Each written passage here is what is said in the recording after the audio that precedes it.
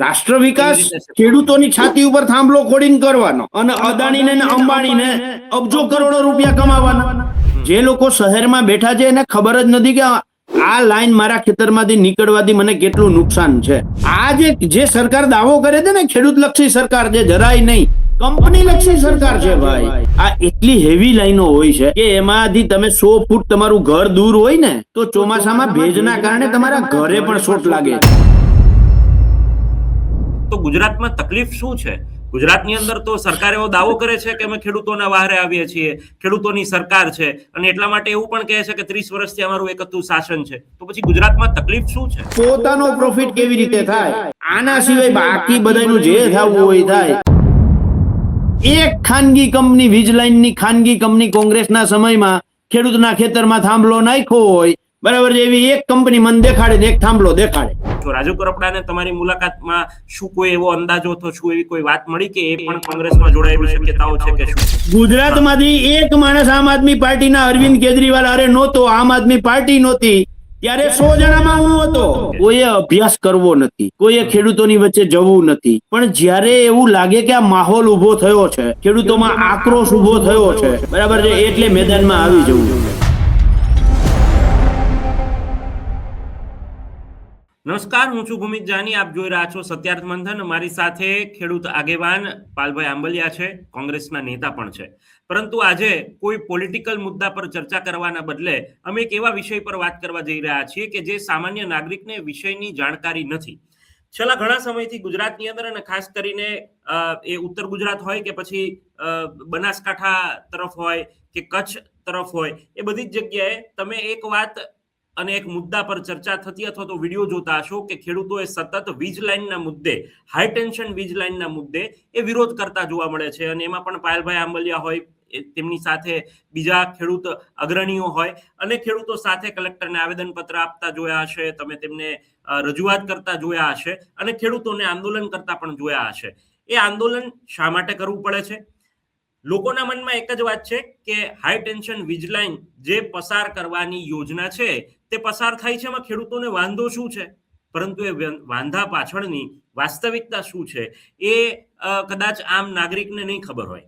અને એટલા માટે આજના આ આખા ચર્ચાની અંદર મારે એ મુદ્દા પર આપની સાથે સ્પષ્ટતા કરવી છે અને સમજવું છે, અને તમને પણ મનમાં કોઈ પ્રશ્ન ન રહી જાય એટલા માટે પ્રયત્ન કરવો છે કે ખેડૂતોને કેવી રીતે નુકસાન થઈ રહ્યું છે, સરકારની યોજના શું છે, સરકારે જે કંપનીને કામ આપ્યું છે તે કેવી રીતે કામ કરે છે, અને એટલા માટે ખેડૂતો નારાજ છે, આંદોલન કરી રહ્યા છે. પરિપત્ર કરે તો પરિપત્રની સામે કહેવાય કે ખોટા અર્થઘટન પણ કરવામાં આવે છે. આવા અઢળક પ્રશ્નો છે અને તમામ મુદ્દા પર મારે વાત કરવી છે, તમારા સુધી એ મેસેજ પહોંચાડવો છે કે સાચી હકીકત શું છે.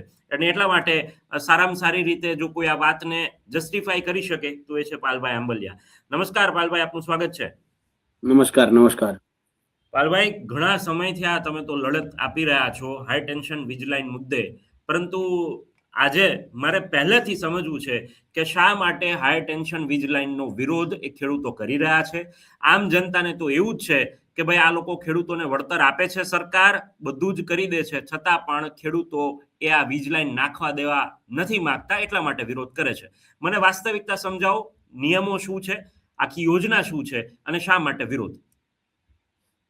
ભૂમિતભાઈ, સોલાર એનર્જી અને વિન્ડ એનર્જીથી વીજળી પેદા થાય એ ખૂબ આવકાર્ય છે. એમાં અમે ક્યાંય કરતા ક્યાંય ખેડૂતો વિરોધી નથી, નંબર 1. નંબર 2, ગુજરાતમાં ભર ઉનાળે એટલે મે જૂનની અંદર જ્યાં સૌથી વધારે 45-48 ડિગ્રી તાપમાન હોય ને, ત્યારે ગુજરાતની વીજળીની જરૂરિયાત છે 25-26 હજાર મેગાવોટની, આખા ગુજરાતની. ઓકે, સમજો.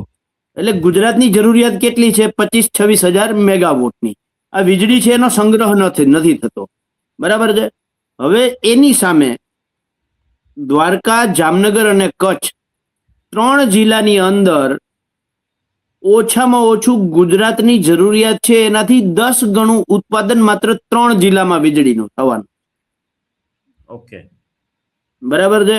એટલે નાનું ઉદાહરણ, દાખલા તરીકે કચ્છમાં 29 ગીગાવોટ એટલે કે 29,000 મેગાવોટ નું ઉત્પાદન એકલું અદાણી કરશે અને 55 ગીગાવોટ એટલે કે 55,000 મેગાવોટનું ઉત્પાદન રિલાયન્સ કરશે. આ મંજૂરી ઓલરેડી એમને આપી દીધી છે. એક જ જિલ્લાની મેં વાત કરી, 3 જિલ્લામાં હજી બાકી હિસાબ કરવા કરીએ. એના સિવાયની 100 નાની મોટી કંપનીઓ છે. આ 2 કંપનીઓનો ખાલી હિસાબ કરો તો એટલે 84 ગીગાવોટ થાય અને 84 ગીગાવોટ એટલે 84,000 મેગાવોટ થાય. હવે ગુજરાતની જરૂરિયાત છે 25,000 મેગાવોટની, એટલે 2 કંપનીઓ કચ્છમાં એકલામાં ગુજરાતની જરૂરિયાતથી 3.5 ગણું ઉત્પાદન કરશે. ઓકે, બરાબર છે. એના સિવાય જામનગરમાં કરશે, દ્વારકામાં કરશે એ અલગ, અને બીજી 100 કંપનીઓ કરશે એ અલગ. એટલે ટોટલ આ વીજળી જે પેદા થશે એ વીજળી તેલંગાણાથી ચાલુ કરી અને જમ્મુ કાશ્મીર સુધી આ કંપનીઓ ત્યાં વીજળી વેચવાની છે. બરાબર. ભારતના આ છેડે ઉત્પન્ન થયેલી વીજળી ઓલા છેડે લઈ જવાની છે. હવે આ કોઈ એમ કહે છે કે રાષ્ટ્ર વિકાસનું કામ છે. ચલો, અમે સહમત છીએ, ખેડૂત સહમત છીએ. અમે કચ્છ કલેક્ટરને, મોરબી કલેક્ટરને અને જામનગર કલેક્ટરને જે કહ્યું છે એ આજે સત્યાર્થ મંથનના માધ્યમથી ગુજરાતના જે લોકો એવું માને છે કે ખેડૂત વિકાસના વિરોધી છે એવા લોકોને ચેલેન્જ સાથે કહેવા માંગુ છું. આ રાષ્ટ્ર વિકાસનું કામ છે. અમે ખેડૂતો સહમત છીએ. અમારે 1 રૂપિયો નથી જોતો. અમારા ખેતરમાં તમને ઈચ્છા થાય એટલા થાંભલાઓ નાખી દો, પણ શરત એટલી કે જે કંપનીઓ વીજળી પેદા કરી અને જમ્મુ કાશ્મીરથી તેલંગાણા સુધી વીજળી પહોંચાડવાના છે એ કંપનીએ 1 રૂપિયો લેવાનો નહીં, મફત વીજળી આપવાની. ઓકે. રાષ્ટ્ર વિકાસ ખેડૂતોની છાતી ઉપર થાંભલો ખોડીને કરવાનો અને અદાણીને ને અંબાણીને અબજો કરોડો રૂપિયા કમાવાના. ધંધો કરવો છે એને, તો એ જે ધંધો કરે છે, બરાબર છે, તો એમાં કા અમને ભાગ આપો. ભારતના બંધારણે ભારત વળતર પણ ચૂકવાય છે. હું ભૂમિતભાઈ આવું એના ઉપર આવું. ભારતના બંધારણે ભારતના નાગરિકને મિલકત ધારણ કરવાનો અધિકાર આપ્યો છે અને એમાં બહુ સ્પષ્ટતા છે કે મારે જો કોઈ ધંધો કરવો હોય અને એમાં ભૂમિતભાઈની મિલકતનો મારે ઉપયોગ કરવો હોય તો મારે ભૂમિતભાઈને મારા ધંધામાંથી કાં તો મિલકતમાં એની મિલકતનો વપરાશ કરું છું તો વપરાશી હક તરીકે લેવો પડે, ઓકે, અથવા તો એની સાથે ભાડા કરાર કરવો પડે, યસ, અથવા તો ભૂમિતભાઈની મિલકત મારે વેચાતી લઈ લેવી પડે. યસ.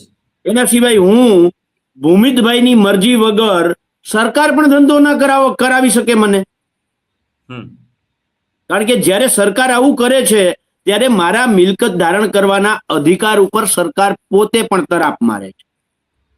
એનું બેસ્ટ ઉદાહરણ જે શહેરમાં જે લોકો બેઠા છે એમના માટે, તમારે ત્યાં મોબાઈલ ટાવર તમારી છત ઉપર છે. મોબાઈલ આપણે બધા અત્યારે જે આ ડિબેટ કરીએ છીએ એ મોબાઈલના માધ્યમથી કરીએ છીએ, તો આ રાષ્ટ્ર વિકાસનું કામ નથી? તમારી છત ઉપર જે મોબાઈલ ટાવર છે એ મફત નાખવા દો છો તમે? જરાય નહીં. સરકારનો એમાં કોઈ હસ્તક્ષેપ છે ખરો? નહીં, નથી. તો જેમ મોબાઈલ ટાવર વાળો તમારી આરે ભાડા કરાર તમારી મરજી મુજબનો ભાડા કરાર કરી આપે ત્યારે તમે એને આપો છો, તો મોબાઈલ કંપની વાળો જેમ ધંધો કરે છે એમ વીજ કંપની વાળો ધંધો કરે છે ભાઈ. મોબાઈલ ટાવરનું જેમ ભાડું મળવું જોઈએ એવી જ રીતે આનું એમને ભાડું મળવું જોઈએ, અથવા તો વન ટાઈમ એટલું સેટલમેન્ટ આપવું જોઈએ કે 30 વર્ષ સુધી આ થાંભલો અમારે ત્યાં ઉભો રહીએ તો એનું મને વળતર પ્રોપર મળવું જોઈએ. બરાબર. હવે વાત રહી કાયદાની. 1885 નો ટેલિગ્રાફ એક્ટ છે, અંગ્રેજોએ બનાવેલો છે, અને એ જે ટેલિગ્રામ એક્ટમાં જે ટેલિગ્રામ માટેનો પોલ ઉભો કરવાનો હતો એ 1 ફૂટ ડાયાનો હતો. 1 ફૂટ ડાયામીટરનો એ થાંભલો હતો ભૂમિતભાઈ. એ જે બન્યો છે કાયદો 1 ફૂટ ડાયા વાળા થાંભલા માટે બન્યો છે, અને એની જગ્યાએ આ લોકો 41 મીટર ચોરસ મીટર થી લઈ અને 1012 ચોરસ મીટર સુધીના અલગ અલગ પ્રકારના થાંભલાઓ જે જગ્યા રોકે છે એવા છે. પણ અંગ્રેજો જે કાયદો બનાવ્યો હતો એ કાયદામાં બહુ સ્પષ્ટ હતું. માની લ્યો કે આવી કોઈ ખાનગી મિલકતમાં આ થાંભલો ઉભો કરવાનો થાય તો મિનિમમ ડેમેજ મેક્સિમમ કમ્પન્સેશન શબ્દ હતો. ઓછામાં ઓછું નુકસાન, વધારેમાં વધારે વળતર. આ અંગ્રેજોએ કાયદો બનાવ્યો, એમાંય માનવતા હતી. 2003 ઇલેક્ટ્રિસિટી એક્ટ બન્યો આપણો ભારતનો. ઇલેક્ટ્રિસિટી એક્ટ ની અંદર પણ આ મિનિમમ ડેમેજ મેક્સિમમ કમ્પન્સેશન ને લઈ લેવામાં આવ્યું. બરાબર. 2013 જમીન સંપાદનનો કાયદો કોંગ્રેસ સરકારે બનાવ્યો. આ જમીન સંપાદનના કાયદામાં બહુ સ્પષ્ટતા સાથે વળતરની વ્યાખ્યા કરવામાં આવી કે માર્કેટ ભાવના 4 ગણું ખેડૂતોને વળતર આપ. માર્કેટ ભાવના 4 ગણું વળતર ખેડૂતોને આપ. એના આધારે ગયા વર્ષે રાજસ્થાન સરકારે એની વિધાનસભામાં કાયદો પસાર કરી દીધો, જે વીજ લાઈન નીકળતી હોય ત્યાં માર્કેટ ભાવના 4 ગણા ખેડૂતોને વળતર આપવું. હવે આવીએ આપણે ગુજરાત સરકાર ઉપર. 2017 ગુજરાત સરકારે પરિપત્ર કર્યો અને કાયદાથી 1885 ટેલિગ્રાફ એક્ટ, 2003 ઇલેક્ટ્રિસિટી એક્ટ અને 2013 જમીન સંપાદનના કાયદાથી ઉપરવટ જઈને પરિપત્ર કર્યો.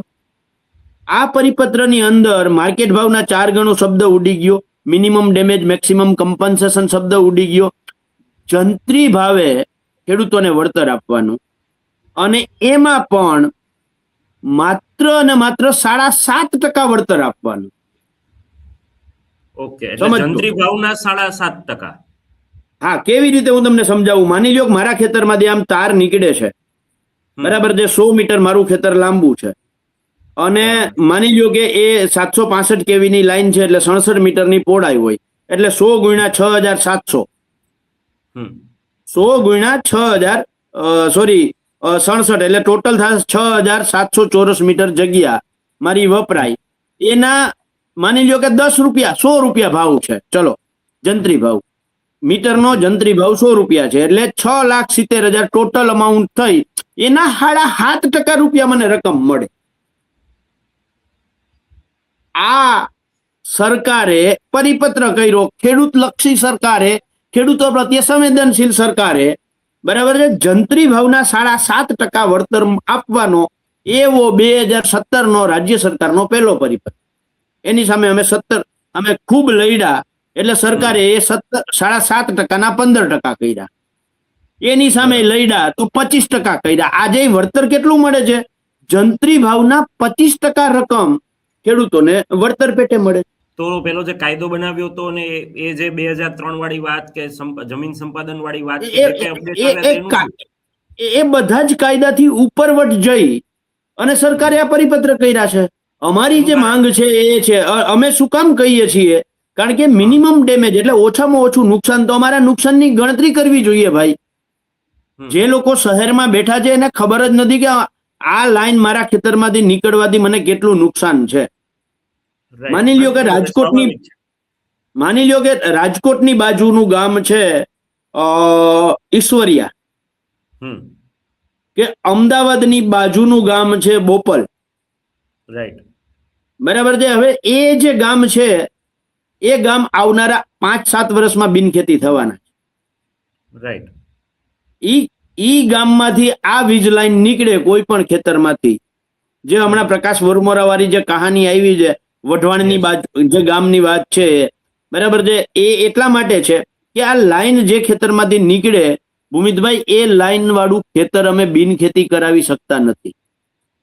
ઓહો, પહેલું અમને નુકસાન છે આ છે. અને માની લ્યો કે મારે બિનખેતી કરાવવું હોય તો મારું ખેતર 200 મીટરની પહોળાઈ વાળું છે, વચ્ચોવચ્ચથી લાઈન નીકળે, એટલે 67 મીટર મારે જે આ પાર્ટ નીકળે છે, બરાબર છે, બિલ્ડિંગ કંટ્રોલ લાઈન જે છે એ બિલ્ડિંગ કંટ્રોલ લાઈન વાળી 67 મીટરનો મારો કોરિડોર છે છોડી દેવો પડે, અને એના સિવાય બંને બાજુ 5-5 મીટર ઓછામાં ઓછું છોડવું પડે. એટલે મારે 67 પ્લસ 10 મીટર એટલે 200 મીટરમાંથી 87 મીટર વચ્ચેનો પાર્ટ છોડી દેવાનો, બાકીનો આ બાજુનો પાર્ટ બિનખેતી કરાવવો હોય તો કરાવી શકું. એટલે મારું ખેતર કોઈ મતલબનું ના રહ્યું. બીજું, અત્યાર સુધીમાં જે ખેતરમાંથી વીજ લાઈન નીકળી છે એ ખેતરના ભાવ ડાયરેક્ટ 50% નીચે જતા રહ્યા. ઓકે, ખેતરની માર્કેટ વેલ્યુ છે ડાઉન થઈ જવાની છે. નંબર 3, મારું જ ખેતર હોવા છતાં આ 67 મીટરના કોરિડોરની નીચે હું મકાન નથી કરી શકવાનો, ગોદામ નથી કરી શકવાનો, અને મારા બળદને બાંધવા માટે એકધાર્યું કરવું હોય ને તો એકધાર્યું ના કરી શકું. હું મારું જ ખેતર છે પણ તેમ છતાં હું એની નીચે નાળિયેરીનો બગીચો ના કરી શકું. નીલગીરીનો બગીચો ના કરી શકું, મારે વડલો એની નીચે વાવવો હોય, મારા પશુઓને બાંધવા માટે, છાંયો કરવા માટે એની નીચે વડલો વાવવો હોય, પીપરો વાવવો હોય, તો હું ના વાવી શકું. એનું શું કારણ? કેમ ન વાવી શકાય? એટલા માટે કે એ તારને ઉપર અડે. બરાબર. આવા મોટા વૃક્ષો કોઈ પણ બગીચો કરીએ તો એ તારને અડે છે. અને માની લ્યો કે હું કોઈ મકાન બાંધું, એ તો મને પહેલા જ ના પાડી દે છે કે તારની નીચે તમે આવું કોઈ પણ બાંધકામ ના કરી શકો. એ તો મનાય છે મને. એટલે મારું ખેતર હોવા છતાં મારી ઉપર પ્રતિબંધો લાગે અને મને જંત્રી ભાવના 7.5% વળતર મળે. બજાર ભાવના નહીં. બજાર ભાવના 4 ગણા તો દૂર, જે કાયદો કહે છે એ. બરાબર છે. મને જે મળે છે એ શું મળે છે કે જંત્રી ભાવના 7.5%. હવે એ વધીને 25% થયું. હવે 6,100,000 મીટરમાં મારો આખું ખેતર 100 મીટરમાં 67 મીટરની પહોળાઈમાં, બરાબર છે, હું કઈ નથી કરી શકવાનો. એમાં મને 100 રૂપિયા જંત્રીનો તમે રેટ ગણો તો 6,70,000 25% તમે કરો એટલે કેટલા થાય? 1.5-2 લાખ રૂપિયા મને મળવાના. અને એની સામે 25 વર્ષ સુધી આ લાઈન જ્યાં સુધી ઊભી રહેવાની છે, 30 વર્ષના અમુકમાં છે, અમુકમાં 25 વર્ષ છે, ત્યાં સુધી હું એમાં કઈ મારું ખેતર હોવા છતાં પણ કઈ નથી કરી શકવાનું. એટલે આ લડાઈ છે ભાઈ. રાઈટ. ચોક્કસથી તમે કહ્યું, આ આખી વાત સમજાવી. કદાચ આ વાત સાંભળીને અથવા તો તમે જે કેલ્ક્યુલેશન આપ્યું એના ઉપરથી સમજાય જ ગયું હશે કે કેટલું નુકસાન થાય. હવે મને એ સમજવું છે કે જે લોકો કહી રહ્યા છે કે આમાં અમારા પાકને પણ નુકસાની જાય, તો એ કેવી રીતે? કારણ કે ખેડૂતો, કારણ કે સરકાર અથવા તો કંપનીઓ એવું પણ કહી રહી છે કે અમે થોડુંક આખી જગ્યા જેમની લઈ લઈએ છીએ, અમે ત્યાં ખેતી કરી શકીએ એવી વ્યવસ્થા તો છે જ. વાયર તો ઉપરથી જવાના છે અને પોલ તો અલગ જગ્યાએ નાખેલા છે. પોલ વાળા વિસ્તારની અંદર તમે ખેતી નહીં કરી શકો, બાકીની જગ્યા થોડી અમે લઈ લઈએ છીએ. તો એક્ઝેક્ટલી મારે સમજવું છે કે ત્યાં ખેતીમાં કઈ પ્રકારની મુશ્કેલીઓ થાય? ભૂમિભાઈ, પહેલી વસ્તુ એ છે કે મને 30 વર્ષ સુધી પ્રતિબંધિત અમુક બાબતો માટે કરી દેવામાં આવ્યો. મારી ખેતરની કિંમત ગઈ હતી. પછી આ લોકોએ જે અર્થિંગ કરવાના હોય છે એ પ્રોપર અર્થિંગ થતા નથી. ભ્રષ્ટાચાર બધે જ છે. બરાબર છે. હવે માની લ્યો કે મેં ઘઉં વાવ્યા કે મેં મગફળી વાવી અને એમાંથી 2 તણખા ખર્યા. બરાબર. 2 જ તણખા ખર્યા. 2 તણખામાં મારા આખા ઘઉં સ્વાહા થઈ જવાના છે. મારી આખા વર્ષની મહેનત પાણીમાં ફરી જવાની છે. મારા મગફળી આખી હળગીને રાખ થઈ જવાની છે. આ જોખમ માટે જવાબદાર કોણ? નંબર 2, આ જે લાઈનો છે આ એટલી હેવી લાઈનો હોય છે કે એમાંથી તમે 100 ફૂટ તમારું ઘર દૂર હોય ને તો ચોમાસામાં ભેજના કારણે તમારા ઘરે પણ શોટ લાગે છે. ઓહો. અને આપણે ઘણા બધા કિસ્સાઓમાં જોયું છે કે થાંભલામાં શોર્ટના કારણે, બરાબર છે, ખેડૂત મૃત્યુ પામ્યો છે. આ બધા જ જોખમો અમારે ભોગવવાના છે. અરે પાક તો મહી ગયો, 1 વર્ષ કદાચ આ લોકો અમારા પાકમાં, ઉભા પાકમાં જેસીબી હાકીને કરી જાય એની યારે વાંધો નથી, પણ જિંદગીભરનું જોખમ આપી જાય છે. અને એ ખેડૂત, આ લોકોના ભૂલના કારણે જે ખેડૂત જીવ ગુમાવે છે, બરાબર છે, એનું મૂલ્ય શું આંકો તમે? કેવી રીતે આંકી શકો? એ તો સિટીમાં બેઠા બેઠા વાતો કરવાની છે. કારણ કે અંડરલાઈન આખું ત્યાં સિસ્ટમ થઈ ગઈ છે. એટલે જોખમની વચ્ચે અમારે જીવવાનું છે ભાઈ. ચોક્કસ. પાલભાઈ, તો આનો રસ્તો શું હોઈ શકે સતત આ પ્રકારે? કારણ કે તમે 7.5% થી 25% સુધી લાવ્યા અને સરકારે આ બધું જ જોતા આની સામે તમે ઉદાહરણ પણ આપ્યું કે રાજસ્થાનની અંદર વિધાનસભાની અંદર કાયદો પણ પસાર કરી દીધો, જેથી કરીને આ પ્રકારની કોઈ કહેવાય કે ખેડૂતોને અન્યાય ન થાય. તો ગુજરાતમાં તકલીફ શું છે? ગુજરાતની અંદર તો સરકાર એવો દાવો કરે છે કે અમે ખેડૂતોના વહારે આવીએ છીએ, ખેડૂતોની સરકાર છે, અને એટલા માટે એવું પણ કહે છે કે 30 વર્ષથી અમારું એક હતું શાસન છે. તો પછી ગુજરાતમાં તકલીફ શું છે? જો એનું સિમ્પલ ઉદાહરણ, હમણાં છેલ્લે હું વાઉથરાદના કલેક્ટર પાસે ગયો હતો અને લગભગ એ વિડીયો મોટા ભાગના લોકો સુધી પહોંચ્યો છે. બરાબર છે. હવે એમાં સ્પ્રંગ નામની કંપની છે, બરાબર છે, એ કંપની જાહેરનામું આપે છે 9 ફેબ્રુઆરીએ. ઓકે. જાહેરનામું એનું 9 ફેબ્રુઆરીએ. સામાન્ય રીતે કલેક્ટરે આ પ્રક્રિયા જે છે એ જાહેરનામું પેલા કંપનીએ આપવાનું હોય. આ જાહેરનામું આપ્યા પછી કંપનીએ ખેડૂતને નોટિસ આપવાની હોય. ખેડૂત જો ના પાડે તો તકરારી તરીકે કલેક્ટર પાસે જવાનું હોય. સમજો પ્રક્રિયા. ઓકે. બરાબર છે. પેલા જાહેરનામા પછી કંપની ખેડૂત પાસે જાય, ખેડૂત ના પાડે એટલે કલેક્ટર આગળ 1885 ના ટેલિગ્રાફ 1 ની કલમ 16(1) મુજબ કલેક્ટર પાસે જાય અને કલેક્ટરને કહે કે ભાઈ ખેડૂતો અમને ના પાડે છે અને આ કાયદા મુજબ તમે અમને આ લાઈન પસાર કરવા માટેની ખેડૂતો અરે જે કોઈ એને બોલાવીને સાંભળી અને તમે જે કઈ નિર્ણય કરશો એ અમે ખેડૂતોને વળતર આપવા તૈયાર છીએ, પણ અમને લાઈન કઢાવવા માટેનો હુકમ કરીએ. ઓકે. તો કલેક્ટરનો રોલ ક્યારે આવે? 16(1) મુજબ કે જાહેરનામું આવે પછી. જાહેરનામું આપ્યા પછી ખેડૂતો પાસે કંપની જાય, કંપની એની હારે ચર્ચા કરે, એને નિશાની બતાવે, એને ઓલું નોટિસ આપે, બધું કરી લે. પછી કલેક્ટર આગળ આવે, કલેક્ટરને લેખિતમાં અરજીઓ કરે અને પછી કલેક્ટરનો રોલ ચાલુ થાય. હવે એની પહેલા 9 ફેબ્રુઆરીના જાહેરનામા પહેલા વાવ-થરાદ કલેક્ટર 31/1/2026 ના રોજ ખેડૂતોને નોટિસ પાસ કરી દીધી છે. એ કેવી રીતે શક્ય બન્યું? એટલે તો મારે એમ કેવું પડ્યું કે સાહેબ લગ્ન કર્યા પછી દીકરો પેદા થયા, તો તમે લગ્ન કર્યા પહેલા દીકરો પેદા કરી દીધો. આ જે સરકાર દાવો કરે છે ને ખેડૂત લક્ષી સરકાર, જે જરાય નહીં, કંપની લક્ષી સરકાર છે ભાઈ.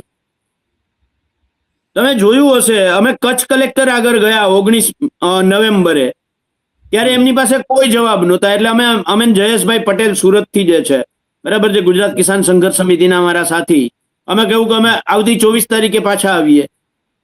કલેક્ટર રજા મૂકીને ભાગી ગયા. મોરબી કલેક્ટર આગળ જયારે જવાનું થયું, બરાબર છે, તો રવિવારે રાત્રે મોરબી કલેક્ટર કચેરી રવિવારે રાત્રે 8 વાગે ખુલી અને એક ખેડૂતને ના પાડી કે આવતીકાલે સોમવારે જે આપણે મુદત હતી, મુદત રદ કરી, કાલે તમે આવતા નહીં. રાતના 11:15 વાગે મેસેજ કરેલા છે, ફોન કરેલા છે ખેડૂતને. બાપરે. આ ખેડૂત લક્ષી સરકાર આ કરે છે, સમજો.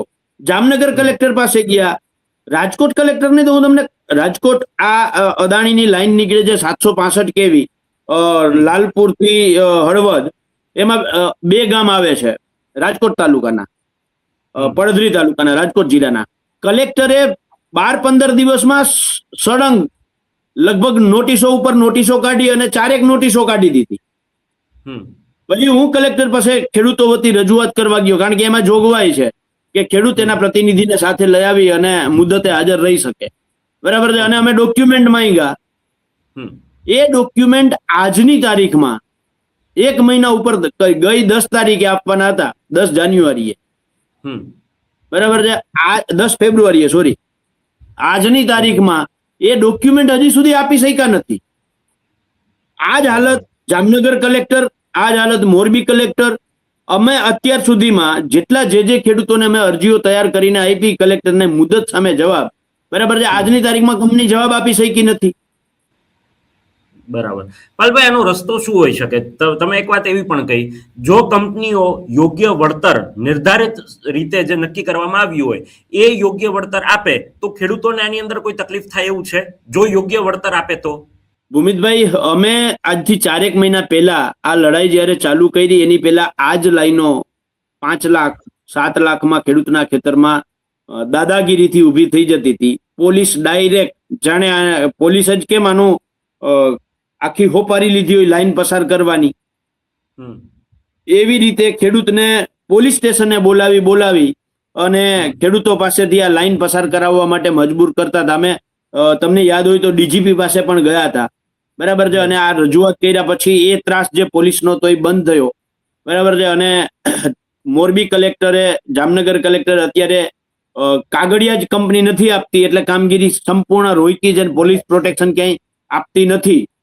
એટલે કંપનીઓ જે 5-7 લાખમાં તૈયાર ખેડૂતો પાસેથી લાઈન ઉભી કરાવતા હતા, એ જ કંપનીઓ વાળા અત્યારે ખેડૂતોને 35, 40, 45 લાખની સામેથી ઓફર કરવા લાગ્યા છે. સમજો, આ લડાઈનું પરિણામ છે. આ લડાઈનું પરિણામ છે. 5-7 લાખમાં જે થાંભલો ઉભો થતો હતો એ થાંભલો અત્યારે કંપની વાળા સામેથી, બરાબર છે, ખેડૂતોને 35-40 લાખની ઓફર કરવા લાગ્યા છે. ઓકે. અને તમે પૂછ્યું કે આનું પરિણામ શું, આનો અંત શું, રસ્તો શું? તો રસ્તો એક જ છે કે જેવી રીતે 2013માં યુપીએ સરકારે માર્કેટ ભાવના 4 ગણું વળતર જે કોમર્શિયલ રાઇટ મુજબ આપવાની વાત થઈ છે, એ મુજબ ગુજરાત સરકાર પરિપત્ર કરી દે. રાજસ્થાન સરકારે કર્યો જ છે. અને એવું નથી ગુજરાતમાં નથી થયું એવું. ગુજરાતમાં અમારી કિસાન સંઘર્ષ સમિતિની ટીમ, જયેશભાઈ પટેલ અને આખી ટીમે ત્યાં નવસારી કલેક્ટર સામે સતત લડાઈ કરી અને નવસારી કલેક્ટરે પણ આ હુકમ કરેલો છે ગુજરાતમાં. બરાબર. નવસારી કલેક્ટરે હુકમ કરેલો છે માર્કેટ થી 4 ગણા આપવાનો. ઓકે, બરાબર છે. એટલે અને દેવાની ગુજરાતમાં સિસ્ટમ પણ કેવી રીતે હોય છે? એ દેવાની, ધારો કે વળતર ચૂકવવાની ખેડૂતોને સિસ્ટમ કેવી રીતે હોય છે? વીજ લાઈન ની જે કંપની છે તેના પ્રતિનિધિને ખેડૂત સામસામે સીધું જ નક્કી કરી લેતા હોય છે અને પછી એને વળતર સીધું ચૂકવાય છે, એની પ્રક્રિયા શું હોય છે? એમાં બે વસ્તુ છે ભૂમિતભાઈ. એક તો માની લ્યો કે કંપનીએ જાહેરનામું આપ્યું, જાહેરનામા આપ્યા પછી ખેડૂત પાસે જાય, જે અત્યારે જેવી રીતે કંપનીઓ જવા લાગી છે, પેલા તો કોઈ જાતું જ નહીં. બરાબર છે. અમારી આ લડાઈ પછી એટલી જાગૃતિ આવી કે કંપની ખેડૂતના ખેતરે જઈને નોટિસ આપવા જાય છે, નિશાની બતાવવા જાય છે. બરાબર છે. અને હવે ખેડૂતને ત્યાં ઓફરે કરે છે કે હું તને 35 લાખ, 37 લાખ, 50 લાખ આપીશ, તું પોલ ઉભો કરવા દે. બરાબર છે. જો આ સમાધાન થઈ જાય ત્યાં, તો એ બંને એગ્રીમેન્ટ કરે છે. ઓકે, ખેડૂત અને કંપની એગ્રીમેન્ટ કરે છે. એ ખેડૂત માટે પછી કંપનીએ કલેક્ટરમાં આવવાની જરૂર નથી રહેતી. બરાબર છે. એ એગ્રીમેન્ટ કરે છે અને એ એગ્રીમેન્ટમાં નક્કી કરે છે કે ભાઈ ફાઉન્ડેશન થઈ જાય ત્યારે આટલા ટકા પૈસા ચૂકવી દેશું, થાંભલો ઉભો થઈ જાય ત્યારે આટલા ટકા આપી દઈશું, અને તાર ખેંચાઈ જાય ત્યારે આટલા ટકા આપી દઈશું. એ કંપની અને ખેડૂત ઇન્ટરનલી નક્કી કરી લેતા હોય છે અને એનો એ એગ્રીમેન્ટ કરતા હોય છે. પણ જ્યારે કલેક્ટરના માધ્યમથી જ્યારે આ લડાઈ થાય અને પછી જે વળતરની વાત આવે, તો એની અંદર રાજ્ય સરકારે પરિપત્ર કરેલો છે કે ફાઉન્ડેશનની પ્રક્રિયા થાય એટલે 40% ખેડૂતને પૈસા આપવાના. ફાઉન્ડેશન કમ્પ્લીટ થઈ ગયા પછી, થાંભલો ઉભો થઈ ગયા પછી 40% જે છે એ વળતર આપવાની, અને પછી જે વધે છે 20% એ આખી લાઈન ખેંચાઈ ગયા પછી આપવાના છે. એટલે આ રીતે એમાં જોગવાઈ છે ભૂમિતભાઈ. ચોક્કસથી. પાલભાઈ, એ મારે સમજવું છે એક વસ્તુ કે જો તમે વળતરની પણ વાત કરી, સરકારના જે પરિપત્ર છે તેની પણ વાત કરી, મારે એ સમજવું છે કે આ જે પોલ ઊભા કરીને જે થઈ રહ્યું છે, તો અત્યારે શહેરી વિસ્તારની અંદર થાંભલાઓ દૂર કરવામાં આવી રહ્યા છે અને અંડરગ્રાઉન્ડ લાઈન પસાર કરવામાં આવી રહી છે. તો શું આ પ્રેક્ટિકલી પોસિબલ, આ રીતે પોલ ઊભા કરવાની જગ્યાએ શું વીજ કંપનીઓ આ ન કરી શકે? અત્યારે અમે એ જ લડાઈ ચાલુ છે. કેરેલામાં જે રીતે કેરેલા સરકારે નિર્ણય કર્યો છે, 200 kV થી નીચેની કોઈ પણ લાઈન હોય, બરાબર છે, તો એ ફરજિયાત કેબલથી જ કરવાની છે. પણ આ લોકોને કેબલથી કરે તો ખૂબ મોંઘું પડે છે, અને એને એટલો મોંઘો ખર્ચો કરવો એના કરતા તો સરકારને પૈસા આપી દેવા પાછલા બારણેથી. બરાબર. સમજાય છે? બાકી સરળ તો એ પડે ને મારા ખ્યાલથી, કારણ કે 30 વર્ષ માટે જો કોઈ આ કરાર 100%, 200 એટલા માટે 200, કારણ કે પછી હેવી લાઈનના કેબલ પણ મુશ્કેલ છે અને અઘરા છે. પણ 200 kV કે એનાથી નીચેના છે એ તો શક્ય છે ભૂમિતભાઈ, અને થઈ શકે.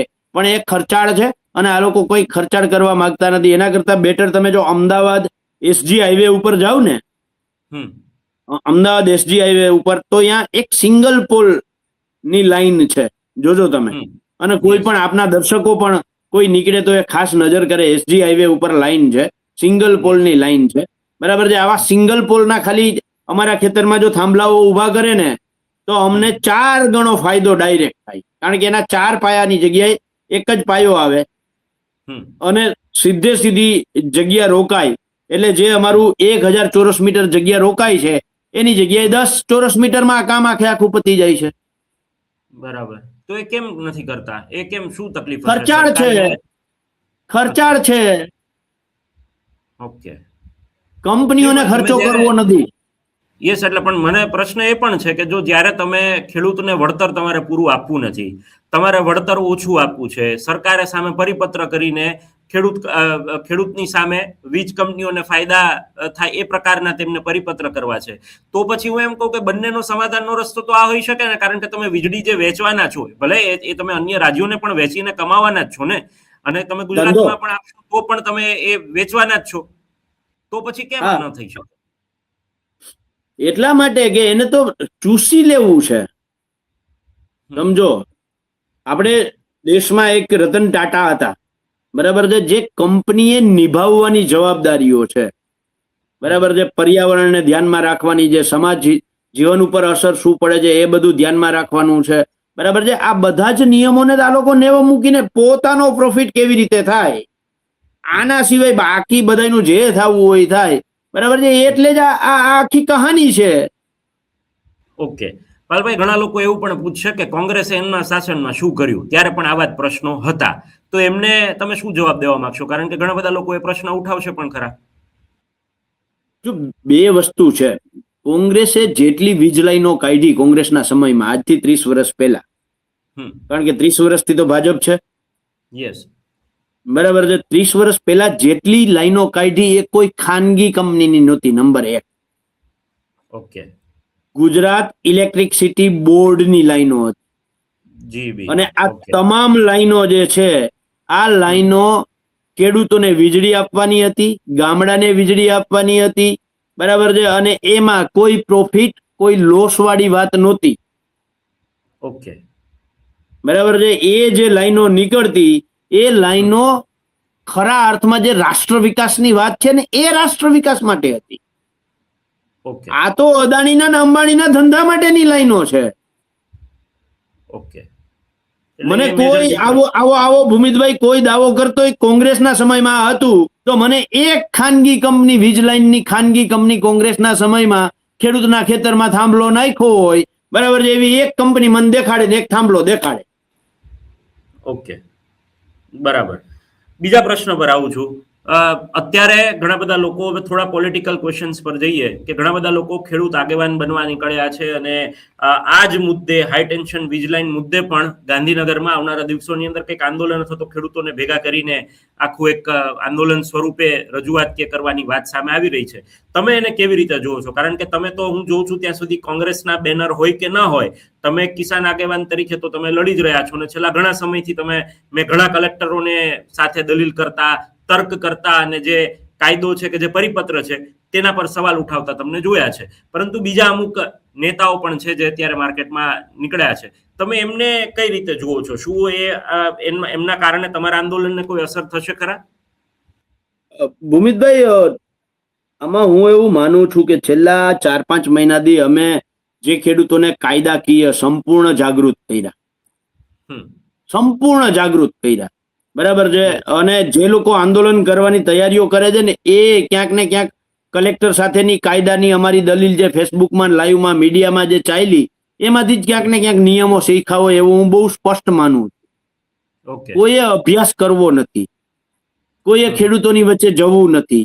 પણ જ્યારે એવું લાગે કે આ માહોલ ઉભો થયો છે, ખેડૂતોમાં આક્રોશ ઉભો થયો છે, બરાબર છે, એટલે મેદાનમાં આવી જવું છે. અને એ જે આક્રોશ છે એમાંથી બધા જ ખેડૂતો ન જાય એવું ના બને ને.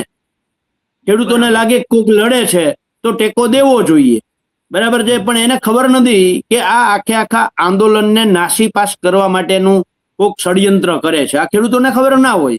આવું ને આવું અમારી સાથે 2017-18માં પાક વીમામાં પણ થયેલું.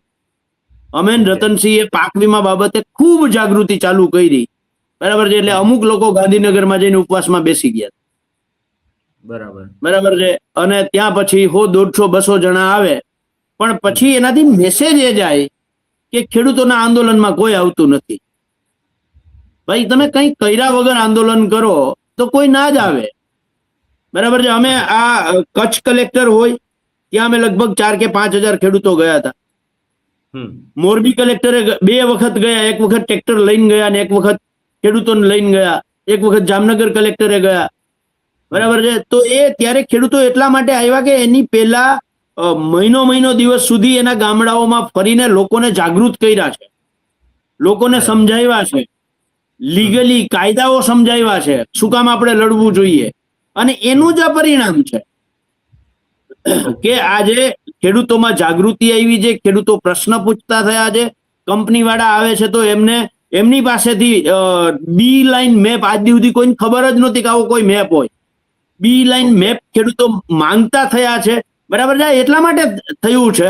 અને આ જે કોઈ આંદોલન, મને નથી ખબર કોણ કરવાનું છે એ, બરાબર, પણ તમારા માધ્યમથી જાણવા મળ્યું છે. મારે તો એમને પણ વિનંતી છે કે તમારે જો કરવું જ હોય તો આવો આપણે બધા સાથે મળીને કરીએ. અને 16 તારીખ તમે જે કહો છો એવી તારીખ શું કામ ભાઈ? આપણે બધા ભેગા થઈને ચર્ચા કરીએ કે આટલા ગામોની અંદર આપણે પ્રવાસ કરશું, એ પ્રવાસ કરવામાં આટલો સમય લાગશે અને ત્યાર પછી આપણે તારીખ નક્કી કરશું. તો પાલભાઈ બિનરાજકીય રીતે એમની સાથે જવા તૈયાર છે? મહેનત કરવી હોય તો, બાકી તો ડાયરેક્ટ ઓલું આંકડે મધ હોય ને લઈ લેવું હોય, એવી આમ મધલાડ ટપકતી હોય તો એમાં આપણે પાલભાઈ ના હોય. પાલભાઈ નહીં, કોઈ પણ ગુજરાતમાંથી વીજ લાઈનોના પ્રશ્ને સાચા દિલથી લડાઈ કરતા માણસ આવી ડાયરેક્ટ લાડ ટપકતી લેવા માટે કોઈ કરતા કોઈ જ નહીં જાય, એ મને પૂરેપૂરો વિશ્વાસ છે ભાઈ.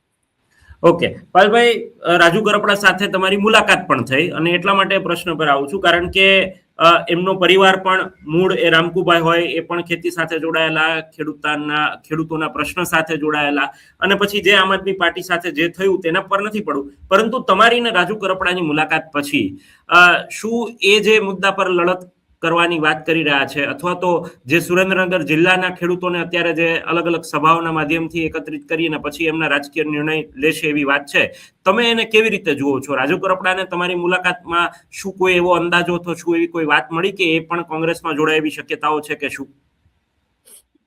અમારી 2 વખત હું રાજુભાઈને મળ્યો છું. એક વખત હું ત્યાં સુરેન્દ્રનગર ગયો હતો ને એક વખત એ અમદાવાદ અમે લાલજીભાઈના ઘરે હતા ત્યારે આવ્યા હતા. બરાબર છે. બંને વખતમાં એમનું કેવું બહુ સ્પષ્ટ છે કે હું અત્યારે ખેડૂતો માટે મારી રીતે લડવા માંગુ છું. બરાબર છે. સમય આવશે ત્યારે એવું લાગશે તો હું તમને 100% સામેથી કહીશ. અને એને મને ત્યાં સુધી એવું કહ્યું છે કે જો તમારી યારે લડવાનો મને મોકો મળે તો મારા માટે તો સારામાં સારું કહેવાય કે જૂના મિત્રો આપણે સાથે મળીને લડીએ. એટલે રાજુભાઈ છે એ લડવૈયો છે, એમાં કોઈ શંકા નથી ભૂમિતભાઈ. ઓકે, પણ એક વાત, કારણ કે મેં પણ એમની વાડીએ બેસીને જ અમે એક ઇન્ટરવ્યુ કર્યું લાસ્ટ વીકની અંદર, અને ત્યાં થોડુંક એમનો ભાજપ તરફી ઝુકાવ પણ જોવા મળે છે. હું તમને પોલિટિકલી તમે ક્રિટિસાઇઝ કરો એવું નથી કહેતો, પરંતુ એમનો ક્યાંક ભાવ સતત એવો પ્રગટ થઈ રહ્યો છે કે જો ભાજપ મારું કામ કરે અને સુરેન્દ્રનગર જિલ્લાના મૂડી તાલુકાના જે પણ અંતરિયાળ ગામો છે તેની અંદર સિંચાઈના પાણીનો જબરદસ્ત પ્રશ્ન છે, જો એ નિરાકરણ લાવે તો એ ભાજપમાં પણ જોડાય. જો ખરા અર્થમાં ભાજપમાં જોડાય છે તો તમે ખેડૂત આગેવાન તરીકે તમને શું લાગે છે? કારણ કે મેં પણ એમને એક પ્રશ્ન પૂછ્યો હતો કે ખેડૂતો તો અસંતુષ્ટ છે ભાજપ સરકારથી, કારણ કે ઘણા સમયથી આ પ્રકારના આંદોલન ને મુદ્દાઓ ચાલે છે, તો તમે કેવી રીતે જુઓ છો એને? રાજુભાઈને 2 બાબતો છે. એક તો એમના ઉપર કેસ છે એ સ્વાભાવિક છે, એ કોઈ ડિનાય ના કરી શકે. બરાબર છે. બીજું, રાજુભાઈ માની લ્યો કે એમ કહે કે મારા વિસ્તારના આટલા પ્રશ્નોનું નિરાકરણ થાય. અગાઉ કેટલાય ધારાસભ્યો ગયા છે, એ કોંગ્રેસમાંથી ગયા છે, આમ આદમી પાર્ટીમાંથી એ ગયા છે. બરાબર છે. આ દરેક લોકોની વાત હતી કે મારા વિસ્તારના કામો નહોતા થતા એટલે હું ગયો છું. સમજો. બરાબર છે. મારા ખેડૂતોના કામો નહોતા થતા એટલે હું ગયો છું. કોઈએ એવી શરત રાખીને નથી ગયા કે પેલા આટલું કામ કરી દો પછી હું આવું. ધારાસભ્યો હતા, રાજુભાઈ ધારાસભ્ય નથી. બરાબર છે. અગાઉ ધારાસભ્યોએ કોઈ એવી શરત રાખીને નથી ગયા કે મારા વિસ્તારના આટલા કામો પેલા કરી દો પછી હું તમારી યારે જોઈન થાય. તો રાજુભાઈમાં બીજા કોઈ, રાજુભાઈ માની લ્યો કે આવી શરત પાણીવાળી શરતે કદાચ જાય ભાજપમાં, તો હું એવું માનું છું કે અગાઉ જેટલા ગયા એનાથી એક અંશે તો રાજુભાઈએ કંઈક સારું કર્યું જ લોકો માટે, કે એને શરત મૂકી છે કે મારું આટલું કામ કરી દો તો હું આવીશ. જો આવી શરતે જાય તોની વાત છે. અને નંબર 2, અને પછી પાછળથી શું થાય તો ભગવાન જાણે, પરંતુ આ મારા ઇન્ટરવ્યુમાં થયેલી વાત અને તમારી મુલાકાત ઉપરથી હું વાત કરી રહ્યો છું. અને નંબર 2, જે એના ઉપર કેસ છે, બરાબર છે, એ કેસમાં મને જ્યાં સુધી ખબર છે ત્યાં સુધી એમના પરિવારના, કુટુંબના બીજા ભાઈઓના પણ નામ સાથે છે. બરાબર છે. અને ઘણા લોકો આ કેસને આગળ કરી અને રાજુભાઈને બદનામ કરે છે કે રાજુભાઈ છે એ કાયર છે, જેલમાં જવાથી ડરે છે. બરાબર છે. ભાઈ જો એ ડરતો જ હોત, હું આજે ખુલ્લેઆમ બચાવ કરું છું રાજુભાઈનો. તમે કહો છો એ પ્રમાણે ભાજપમાં જવાના છે તોય બચાવ એટલા માટે કરું છું કે એ માણસ પરિવાર હારે જીવતો માણસ છે. બરાબર છે. નરેન્દ્ર મોદી તો છે નહીં કે પરિવારને મૂકીને પોતાના પોલિટિક્સ માટે ભાગી જાય. રાજુભાઈ પરિવાર માટે થઈને પોલિટિક્સનો ભોગ આપવા તૈયાર થયો છે. અને એ જે એનો નિર્ણય કદાચ હોય, બરાબર છે, કે પરિવારના કારણે એને કદાચ ભાજપમાં જવું પડે, ભાજપ દબાવે અને જવું પડે, જેવી રીતે આમ આદમી પાર્ટી એને કહે છે કે ભાજપે એને દબાવ્યા છે અને ભાઈ બેસી ગયા છે. જો એ વાત સાચી હોય તોય રાજુભાઈ હારે હું એટલા માટે ઉભો છું કે એને પોતાના પરિવાર માટે આ નિર્ણય કર્યો છે કે મારા કારણે મારા પરિવારને જેલમાં ના જવું પડે. મારું પોલિટિક્સ કદાચ આખે આખું ખતમ થઈ જતું હોય, રાજકીય કારકિર્દી ખતમ થઈ જતી હોય તો માન્ય છે, પણ મારા પરિવારને મારા કારણે જેલમાં નથી મોકલવો. બરાબર છે. આ જે રાજુભાઈનો નિર્ણય છે એ પરિવારના કારણે નિર્ણય છે, એ નરેન્દ્ર મોદી નથી. પરિવારને બધાઈને બાજુએ મૂકીને ઘરવાળીને મૂકી, બરાબર છે, અને પોતાનું કેરિયર હાજુ કરવું, બરાબર છે, અને એના કારણે જોયું જે પોતાના પરિવારનું ના કર્યું એ દેશનું શું કરે. એવી જ રીતે રાજુભાઈમાં આ તો અપેક્ષા છે કે ભાઈ પરિવાર માટે તો એ માણસ જીવે છે. ઓકે, હું આમ આદમી પાર્ટી પર સ્પેસિફિક આવું છું. સતત ખેડૂતોના મુદ્દે રાજુ કરપડાને છોડ્યા પછી રાજુ કરપડા પર તો પ્રહાર કરે જ છે, પરંતુ સાથે સાથે અત્યારે તેમની કિસાન બચાવો, ખેડૂત બચાવો ને યાત્રા પણ ચાલી રહી છે. કોંગ્રેસે પણ કિસાનો માટે ટ્રેક્ટર રેલી કરી, સૌરાષ્ટ્ર અને ગુજરાતની અંદર પરિભ્રમણ કર્યું, એટલે બંને પક્ષે કર્યું. હું તમને ખેડૂત તરીકે, એક ખેડૂત આગેવાન તરીકે પૂછું કે રાજુ કરપડાને રિપ્લેસ કરવા માટે, રાજુ કરપડાની જગ્યા બનાવવા માટે આમ આદમી પાર્ટી પ્રયત્ન કરી રહી છે કે તમને ખરા અર્થમાં એવું લાગે છે કે એ ખેડૂતોના મુદ્દે ફાઇટ કરી રહી છે અને એટલા માટે તે આ કહેવાય કે ખેડૂતોના મત લેવા માટે એક પ્રયત્ન છે? જો આમ આદમી પાર્ટી છે એને ઉપરથી દિશા નિર્દેશ છે એ મુજબ એ કામ કરે છે. સમજો, આમ આદમી પાર્ટીને વડોદરામાં એક આંદોલન કરતા કે એક સભા કરતા તમે જોયા ખરા? આમ આદમી પાર્ટીને અમદાવાદમાં સભા કરતા જોયા ખરા? આમ આદમી પાર્ટીને મહેસાણામાં સભા કરતા જોયા ખરા? આમ આદમી પાર્ટીને રાજકોટમાં સભા કરતા જોયા ખરા? જે કર્યો છે તો એ દલિત, મુસ્લિમ અને પાટીદાર વિસ્તારમાં કરી, જે ખેડૂત છે. બરાબર છે. આમ આદમી પાર્ટીને ટાર્ગેટ આપવામાં આવ્યો છે દલિત, મુસ્લિમ અને ખેડૂત. જે સરકારથી નારાજ મતો છે એનું વિભાજન કેમ કરવું? હવે રાજુભાઈ એમની પાસે ફેસ હતો, રાજુભાઈ ક્યાંક ને ક્યાંક ઓળખી ગયા નીતિને. કરશન ભાદરકા ફેસ હતો ખેડૂતનો, કરશન ભાદરકા નીતિને ઓળખી ગયા. બરાબર છે. એટલે હવે કોઈ ફેસ તો જોઈશે. બરાબર છે. આ બહુ સ્પષ્ટ છે. મને આમ આદમી પાર્ટીનો કોઈ નેતા વડોદરાનો આવી ખેડૂતોની જેવી સભા કરે છે, રેલી કરે છે, એવા વડોદરામાં પ્રશ્ન નથી શું? અમદાવાદમાં પ્રશ્નો નથી શું? મહેસાણામાં પ્રશ્નો નથી શું? નગરપાલિકાના, મહાનગરપાલિકાના પ્રશ્નો નથી શું? નાગરિકોના પ્રશ્નો નથી શું? ત્યાં નાગરિકો નથી શું? એનો એક કાર્યક્રમ દેખાડે નહીં કરે, કારણ કે અહીંયા ભાજપના મત તૂટે.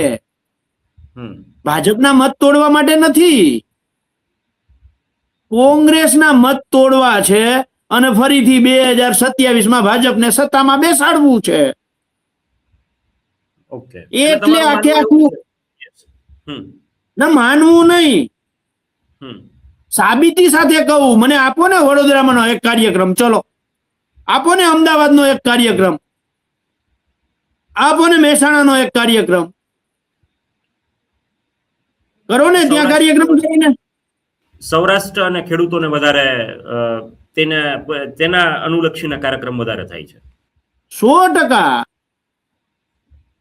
ઓકે, પણ પાલભાઈ બીજો પ્રશ્ન એ પણ છે ને, ચલો તમે કીધું એમ રીતે કદાચ માની પણ લઈએ, કોંગ્રેસ વારંવાર આક્ષેપ પણ કરે છે કે ભાજપની બી ટીમ છે ને એ બધું આપણે આક્ષેપ પ્રતિ આક્ષેપ માની પણ લઈએ, પરંતુ સમજવાની વાત એ છે કે તો 30 વર્ષથી ગુજરાતની અંદર ધારો કે એ લોકો, કારણ કે ગોપાલ ઇટાલિયા વારંવાર એ વસ્તુને જ્યારે આ પ્રશ્ન આવે છે કે ભાજપની બી ટીમ અથવા તો આ પ્રકારે કોંગ્રેસના મત તોડવાની વાત છે, ત્યારે ગોપાલ ઇટાલિયા એવું ડિફીટ પણ કરે છે કે તો ભાઈ 30 વર્ષ થયા તો ક્યાં અમે હતા, અમે તો છેલ્લા 4-5 વર્ષથી આવ્યા છીએ, તો ત્યાર પહેલા કેમ કોંગ્રેસ ના જીતી?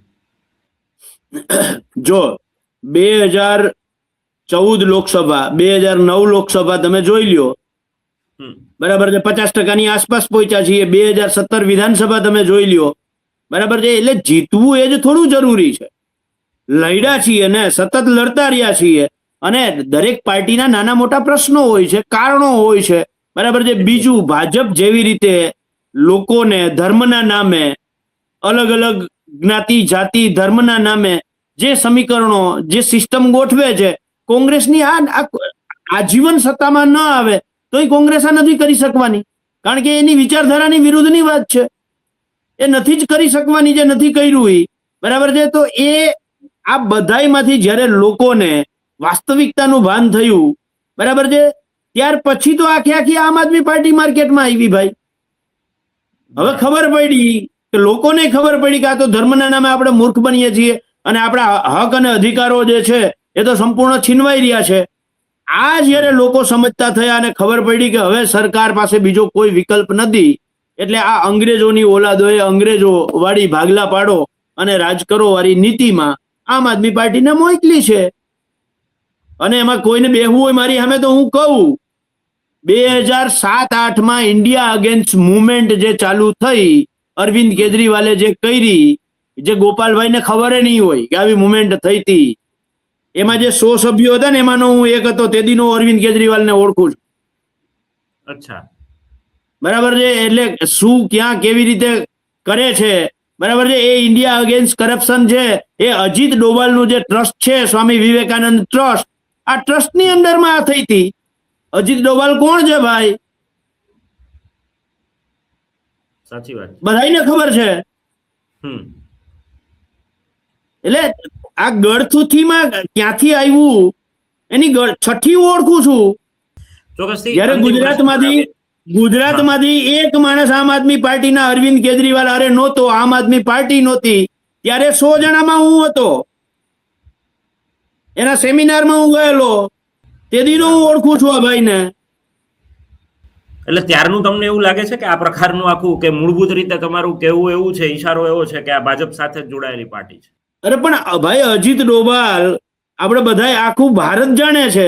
RSS અજીત ડોભાલના ટ્રસ્ટ, સ્વામી વિવેકાનંદ ટ્રસ્ટની અંદર એના જ નીચે, એના નેજા નીચે ઇન્ડિયા અગેન્સ્ટ મુવમેન્ટ જો થતી હોય તો એમાં સમજી લેવાનું હોય કે આની છઠ્ઠી ક્યાં થઈ છે. અંતિમ પ્રશ્ન પર આવે પાલભાઈ, આગામી દિવસોની અંદર તમે 25% સુધી પહોંચ્યા છો આ વીજ લાઈનના વળતર મુદ્દે. હવેની શું રણનીતિ હશે અને આ મુદ્દાને તમે ધારો કે ખેડૂતોને વોટ બેંકની અંદર કન્વર્ટ કરવાના છે? વોટ બેંક એટલે મત લેવાનો છે, કારણ કે સ્થાનિક સ્વરાજ્યની ચૂંટણી પણ આવશે, તાલુકા પંચાયત, જિલ્લા પંચાયત, ગ્રામ પંચાયત અને પછી કોર્પોરેશનની. તમે કેવી રીતે જશો? ભૂમિતભાઈ, મારે આગળ કોંગ્રેસ પક્ષના 2 હોદ્દા છે. ગુજરાત કિસાન કોંગ્રેસનો હું ચેરમેન છું અને દ્વારકા જિલ્લાનો પ્રમુખ છું. આ વીજ લાઈનોના પ્રશ્ને જે ગામડાઓમાં હું ગયો છું ત્યાં મેં એવો શબ્દ વાપરેલો છે કે ચૂંટણી આવે ત્યારે તમને ઈચ્છા થાય ત્યાં મત દેજો. બરાબર છે. પણ આ વીજ લાઈનના પ્રશ્ને ખેડૂતોએ એક થવાની જરૂર છે. આ કોઈ કરી શકે? આ કોઈ પણ રાજકીય પક્ષનો આગેવાન આ કહી શકે? ન કહી શકે. આ અમે કહ્યું છે. બરાબર, અમે કહ્યું છે અને એના વિડીયો જોતા હોય તો હું તમને આપીશ. ઘણા ખેડૂતોએ કર્યા જ હશે રેકોર્ડ. ગામે ગામ મેં એમ કહ્યું છે કે ચૂંટણી આવે ત્યારે હું પોતે ચૂંટણી લડવા આવું ને તોય તમને હું ઉમેદવાર તરીકે હારો લાગતો હોઉં તો મત દેજો, નહીં તો ના દેતા. પણ આ તમારો પ્રશ્ન છે, તમારી છાતીમાં થાંભલો ઉભો થાય છે, આમાં તો એક થાવ. ઓકે. અને વાત રહી તમે કે આગળ આમાં શું, બરાબર છે, એ આગળની તૈયારી. અને તમે જે આ છેલ્લો પ્રશ્ન હતો કે વોટમાં કન્વર્ટ થશે કે નહીં, તો એનો મેં તમને જવાબ આપી દીધો કે આ લડાઈ વોટમાં કન્વર્ટ કરવા માટેની નથી, ખેડૂતો માટેની છે. આ લડાઈ ખેડૂતો માટેની છે. બરાબર છે. અને આ જ સાચું રાજનીતિ છે. બરાબર. રાજકારણ હમણાં જે 16 તારીખે ગાંધીનગર જવાના છે એ રાજકારણ છે. ઓકે. અને અમે છાતી ઠોકીને કહીએ કે તમને ઈચ્છા થાય તો મત દેજો ને ગમીએ તો મત દેજો, બાકી આમાં ભેગા થાવ. આ રાજનીતિ છે. લોકોને સાચી દિશા આપવી, સાચા મુદ્દા માટે લોકો માટે લડવું, આ રાજનીતિ છે ને એ અમે કરીએ છીએ. અને એના જ ભાગરૂપે અમે આખા ગુજરાતમાંથી અત્યારે કોઈ પણ ખેડૂતને કલેક્ટરની નોટિસ આવે ને તો એના પાસે ગુજરાત કિસાન સંઘર્ષ સમિતિ એક જ નામ છે. એ તરત જ અમને મેસેજ કરે છે કે અમને આ કલેક્ટરની નોટિસ આપી, જવાબ તૈયાર કરીને આપો. ઓકે. એકે રાજકીય પાર્ટી નથી કરીને આપતી. અમે કલેક્ટરમાં ખેડૂતોએ જવાબ શું તૈયાર કરીને આપવો એનો જવાબ અમે પહેલી નોટિસનો જવાબ આપીએ છીએ, બીજી નોટિસનો જવાબ તૈયાર કરીને આપીએ છીએ, ત્રીજી નોટિસનો જવાબ તૈયાર કરીને આપીએ છીએ. વાહ. અને એના પછી કંપની જે કાગળિયા આપે તો એ કાગળિયાનો પણ સામે જવાબ તૈયાર કરીને આપીએ છીએ. અત્યારે છેલ્લે અમારે જે નક્કી થયું છે કિસાન સંઘર્ષ સમિતિની ટીમમાં, હવે પછી કોઈ પણ વીજ લાઈન પસાર કરવા માટે કંપનીએ જે જાહેરનામા પેલા છાપામાં જાહેરાત આપે છે, આવી કોઈ જાહેરાત જ્યારે હવે કોઈ પણ વીજ લાઈનને લઈને આવશે તો એમાં 60 દિવસમાં જે ખેડૂતોએ વાંધા લેવાના હોય, આ વાંધાઓ અમે તૈયાર કરીને આપવાના છીએ કિસાન સંઘર્ષ સમિતિની ટીમ. બરાબર. એટલું જ નહીં, અત્યારે અમે રજીસ્ટ્રેશન લઈએ છીએ છેલ્લા 2 મહિનાથી ખેડૂતોના. 2 દિવસનો અમે સેમિનાર કરવાના છીએ, 2 દિવસનો. એ જેટલા રજીસ્ટ્રેશન થયા છે એ રજીસ્ટ્રેશન થયેલા તમામ ખેડૂતોને 2 દિવસનો સેમિનાર કરી અને એમાં 1885 ના ટેલિગ્રાફ એક્ટ થી લઈ અને 2026માં છેલ્લે કેન્દ્ર સરકારે જો એસએપી કરી હોય કે અન્ય કોઈ રાજ્ય સરકારે એસઓપી કરી હોય, હાઈકોર્ટના, સુપ્રીમ કોર્ટના ખેડૂતોલક્ષી જજમેન્ટો, આ બાબતે 2 દિવસ અમે ખેડૂતોને માહિતગાર કરી અને કાયદાથી સમજાવવાના છીએ અને લડાયક યોદ્ધાઓ તૈયાર કરવાના છીએ. હારે અમારે આનંદભાઈ યાજ્ઞિક જે છે એડવોકેટ હાઈકોર્ટના, જે બુલેટ ટ્રેન પ્રોજેક્ટ બાબતે લડ્યા છે, જે નિરમા પ્રોજેક્ટને રોકાવ્યો છે, બરાબર છે, એ આનંદભાઈ યાજ્ઞિક સાથે અમારે જયેશભાઈને જે છેલ્લે ચર્ચા થઈ એ મુજબ આ વીજ લાઈનોમાં અમે આવનારા દિવસોમાં અલગ અલગ 3 કે 4 પ્રકારે પિટિશનો કરવાના છીએ હાઈકોર્ટમાં કે કંપનીઓ અને કલેક્ટરોએ ક્યાં ક્યાં ફોલ્ટ કર્યા છે, બરાબર છે. એટલે તમામ જમીન ઉપરનું આંદોલન, હારે ખેડૂતોને માર્ગદર્શિત કરવાના કાયદાથી, બરાબર છે, હારે કલેક્ટરમાં જ નોટિસના જવાબો તૈયાર કરીને આપવાના, હાઈકોર્ટ સુધીની લડાઈ કરવાની. એટલે તમામ મોરચે ગુજરાત કિસાન સંઘર્ષ સમિતિ જે ખેડૂતોને માર્ગદર્શિત કરે છે એટલું જ નહીં, હારે તમામ મોરચે એમની સાથે ઊભી છે, લડાઈ કરવામાં ઊભી છે અને ક્યાંય ખોટી રીતે ખેડૂત દોરવાઈ ન જાય એના માટેના અમે સતત અમારી કિસાન સંઘર્ષ સમિતિની ટીમ છે એ પ્રયત્ન કરે છે. મને આજે કહેતા આનંદ થાય છે કે છેલ્લા 2 મહિનાથી જામનગર અને મોરબી ની અંદર પોલીસ પ્રોટેક્શન આપવાનું કલેક્ટરોએ બંધ કરી દીધું છે આ લડાઈના કારણે. ઓકે, ચોક્કસથી. એટલે સૌથી મોટી જે તમે વાત કહી એ જ છે કે આને બિન રાજકીય રીતે ખેડૂત તરીકે અને ખેડૂતો માટે, કારણ કે એટ ધી એન્ડ જ્યારે જાગૃતતા હશે, ખેડૂતોને કાયદાનું જ્ઞાન હશે, યોજનાનું જ્ઞાન હશે અને તેમને ખબર હશે કે કયા પાવર્સ એ કઈ કંપનીને કેવી રીતે અથવા તો કયા અધિકારીને શું આપવામાં આવ્યું છે અને આખો કરાર શું છે, તો જે સારી રીતે ફાઇટ કરી શકશે, જે તમે અદ્ભુત રીતે કામ કરી રહ્યા છો. એટલા માટે હું પણ તમને ખેડૂતો વતી અભિનંદન પાઠવું છું, કારણ કે તમે એક બિન રાજકીય રીતે જે લડત લડી રહ્યા છો અને આ મુદ્દે જે કરો છો તે ખરેખર સરાહનીય કામગીરી છે અને એના વિડીયોઝ ગુજરાતની જનતા પણ જોઈ રહી છે કે તર્કબદ્ધ રીતે એક સાથે ખેડૂતો સાથે જઈને તમે કલેક્ટરને જ્યારે વાત કરો છો ત્યારે એમને પણ એ કાન પકડવો પડે છે, માનવું પડે છે કે હા ભાઈ, આ જે પરિપત્ર છે તો આ જે નિયમો છે તેની અંદર ક્યાંક તેનું ખોટું અર્થઘટન થયું છે. તેના માટે તમે ધન્યવાદને પાત્ર છો. આપ અમારી સાથે જોડાયા અને વિસ્તૃત ચર્ચા કરી અને વીજલાઈન મુદ્દે જે સામાન્ય માણસને જે પ્રશ્નો હતા, જેના મનમાં એવું હતું કે શહેરમાં બેઠેલા લોકોને એવું હતું કે આ વીજલાઈનના મુદ્દે બધું જ યોગ્ય થઈ રહ્યું છે, એના માટે તમે જે વાત કહી એ બદલ આપનો ખૂબ ખૂબ આભાર. થેન્ક યુ ભાઈ. તો આ હતા પાલભાઈ આંબલિયા અને તમે સમજી ગયા હશો કે કઈ પ્રકારની પરિસ્થિતિ છે, કઈ પ્રકારે જે શહેરમાં બેઠેલા લોકો છે તેમને એવું છે કે બધું જ વળતર ચૂકવાઈ રહ્યું છે અને ખેડૂતો ખોટી રીતે ઉહાપો કરી રહ્યા છે, ખોટી રીતે રોદડા રોઈ રહ્યા છે. પરંતુ વાસ્તવિકતા શું છે? એક ખેડૂતના ખેતરમાંથી જ્યારે આ લાઈન પસાર થાય છે ત્યારે એની પાછળથી કેટલી નુકસાની ભોગવવી પડે, બિનખેતી ન થઈ શકે, એ વિસ્તાર જ્યારે અધૂરો રહે, એની નીચે કઈ કામ ન થઈ શકે, એ બધા જ જે પ્રશ્નો છે તે યથાવત છે. અને અત્યાર સુધીમાં પાલભાઈ આંબલિયા જે રીતે કહ્યું એ રીતે કે 25% વળતર સુધી પહોંચ્યા છીએ. બાકી સરકારે એ પરિપત્રને કઈ રીતે કરેલો છે, કેટલા ટકા વળતર આપ્યું છે, તેની સ્પષ્ટતા સાથે આપના સુધી વાત પહોંચી ગઈ. ખેડૂતોના હામી હોવું, ખેડૂતોની સરકાર હોવું, ખેડૂતોના હમદર્દ બનવું એ અલગ વાત છે, પરંતુ વાસ્તવિકતા, ગ્રાઉન્ડ રિયાલિટી જ્યારે આપણે જોઈએ ત્યારે આપણને ખબર પડે કે એ ખેડૂતની જ્યારે આવક ડબલ કરવાની વાત હતી તેની જગ્યાએ પરિસ્થિતિ આજના ખેડૂતો ભોગવી રહ્યા છે. ખેર, ખેડૂતો એકમાત્ર એવા છે કે જે બધી જ વસ્તુ સહન કરે છે અને છતાં પણ એ આ મુદ્દે લડત લડવી પડે તો તેમને લડાઈ પણ લડવી પડે છે અને ક્યારેક પોલિટિકલી તેનો ઉપયોગ પણ થતો આવે છે. આ બધા જ પ્રશ્નથી સમજવાની વાત એટલી જ છે કે આપણા દેશની અંદર જ્યારે આપણે લોકશાહીની વાત કરીએ છીએ, ખેડૂત પ્રધાન દેશ હોવાની વાત પણ કરીએ છીએ અને ત્યારે જ આપણા જગતના તાત ખેડૂતો જો આ પ્રકારની મુશ્કેલીઓ ભોગવતા હોય અને એટલા માટે ખેડૂતો ક્યારેય પણ વિકાસના વિરોધી નથી. ખેડૂતો ક્યારેય પણ એવું નથી કહી રહ્યા કે અમે આ વીજ લાઈન નાખવા જ નથી દેવી, પરંતુ એમની એક જ વાત છે કે અમને યોગ્ય વળતર તો ચૂકવો. સમજવાની વાત એટલી જ છે કે આપણા ઘર ઉપરથી કાલ સવારે એમ કહી દે કે અહીંથી રસ્તો નીકળે છે, જે આપણું ઘર કાયદેસર છે, વર્ષોથી આપણે રહીએ છીએ, અને જો આપણે નુકસાની ભોગવવાની આવે તો આપણે નુકસાની ભોગવી લઈએ, પરંતુ તેની સામે આપણે એવું તો કહીએ છીએ ને કે અમને જમીન સામે અથવા તો મકાન સામે મકાન આપો, જમીન સામે જમીન આપો.